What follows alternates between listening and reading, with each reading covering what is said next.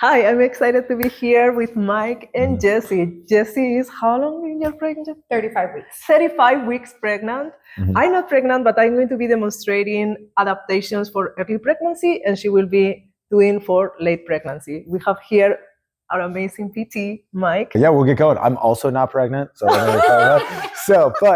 get going. So, I think in general, during pregnancy, something to really be cognizant about, especially as we're getting larger. You're going to start arching through the low back. So we hit on this earlier. Okay, so being able to kind of contract those abdominals and pull down is a nice starting point. So all we're going to do to start working on that is we're going to be dropping into like a push-up position. And we're going to be doing a pike.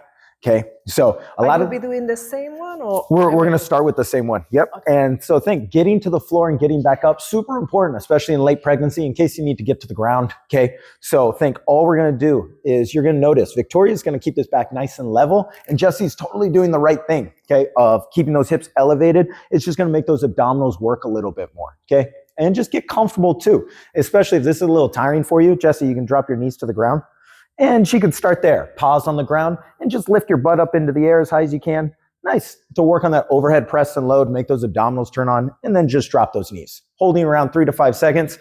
Now, Victoria, if this starts becoming easy, let's say in early pregnancy, what you can start doing is removing bases of support. So earlier we talked about removing an arm. What we can do is let's put that arm back on the ground. Let's remove a leg. So let's lift one leg into the air. Nice, making those abdominals turn on.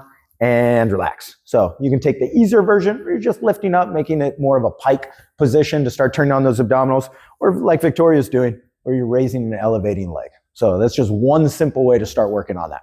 Okay. Now take a break, relax. Awesome. So just always practice getting to the ground, getting back up. Jessie's a champ, especially since she's approaching the end here.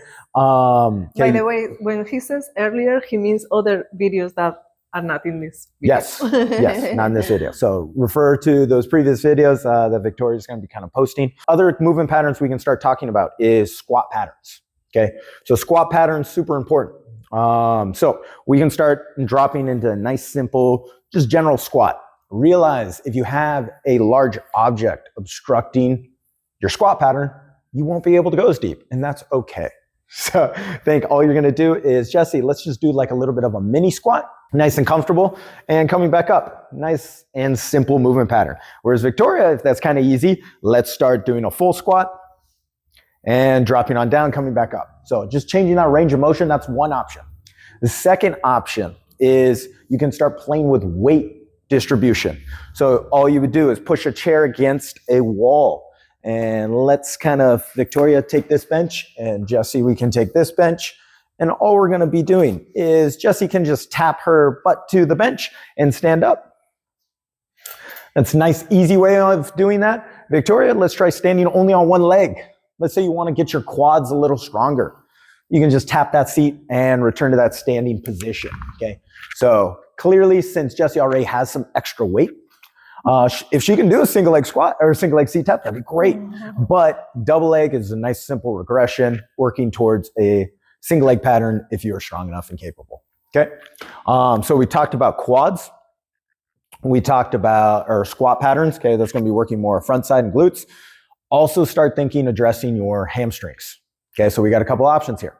You do an RDL, a bridge. Okay. Those are two simple movement patterns. So if we're doing a single leg RDL, let's both stand on one leg. Something to think about, guys, is balance. Okay, so in general, you could, before we even start with an RDL, if this is challenging enough, maybe let's try closing those eyes. Cool. And you may notice balance goes a little out the window, and that's okay. Okay, a lot of the time people rely on vision for balance. So working on removing that eyesight to force our other bouncing systems to work, super duper important. All right, now that we kind of tested our balance, woke up that pattern, all I want you guys to do is we're going to have one leg kick through the wall behind you, and you guys are going to have your hands go through the wall in front of you. Now realize, again, if Jessie's a little later in pregnancy, she doesn't need to go as far, okay? So just going down as far as her body allows her to go and come back up, okay? Working on that balance. Her weight distribution is going to be a little different than Victoria's here, okay? And that's totally normal, okay? Can people hold onto something? Yes, great question. You can totally put a hand on a cabinet, a kitchen counter, anything like that, if that's what you're working on. Again, if you want to start weighting up these programs, you can start holding kettlebells, dumbbells, barbells, kind of whatever you've gradually worked towards. Okay. So there's one option. Now, let's say you got low back issues. Very commonly, pregnant individuals, they got low back issues. Single leg RDL is a pretty aggressive pattern. Okay. So a regression of that is, let's lay on the mats here and we're just going to do a simple bridge. Okay. It's still a hinge pattern, still classifies as what's called a hinge. Okay.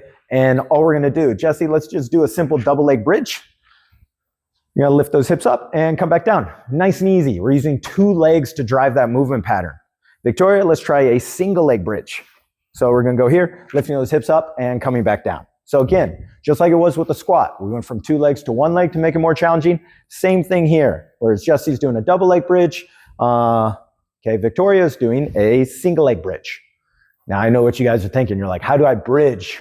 Pun totally intended. The gap between double leg to single leg bridges. So relax that knee, Victoria. Perfect. Let's elevate those hips up into the air.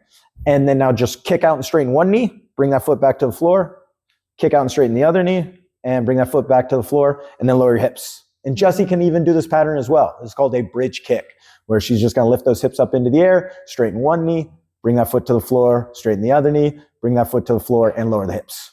So a bridge kick is a nice way to bridge your bridges. Cool. So we've addressed quads, we've addressed variations for our hinge patterns or hamstrings, and yeah, you can relax.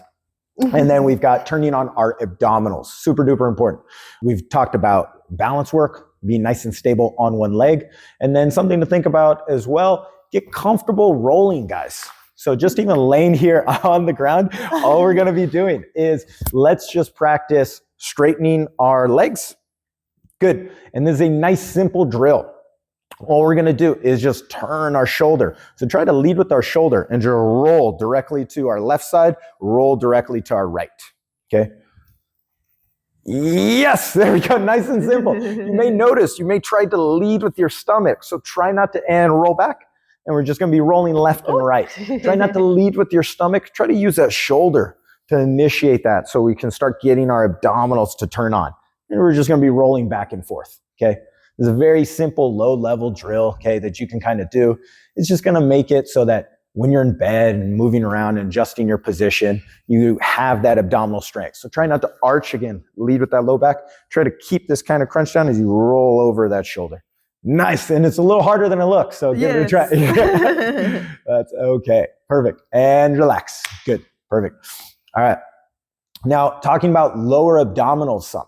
Okay. So we talked about in previous videos, refer to Victoria's material. We talked about abdominal strengthening stuff. So let's bend both those knees. We want to start turning on our lower abdominals. Okay. So all we're going to do is let's try to bring both knees to your chest and then have those heels just tap the ground. Smooth and controlled. Nice. Nice and comfortable, guys. This should not be too challenging, right? So later in pregnancy, this is probably going to be max for Jessie.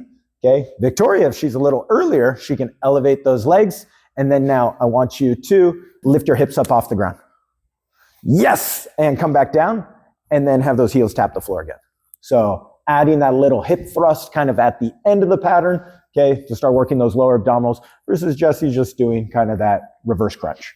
Okay. Again, targeting those lower abdominals, refer back to the other videos. You can always incorporate the side planks we talked about earlier or the core press downs or anything along those lines. And relax. Nice. These were the adaptations that Mike shared with us. Thank you so much, Jessie. And if you have any questions, message me. Also check out Mike's website. I'm going to put all the information here so that you can check with them. Bye.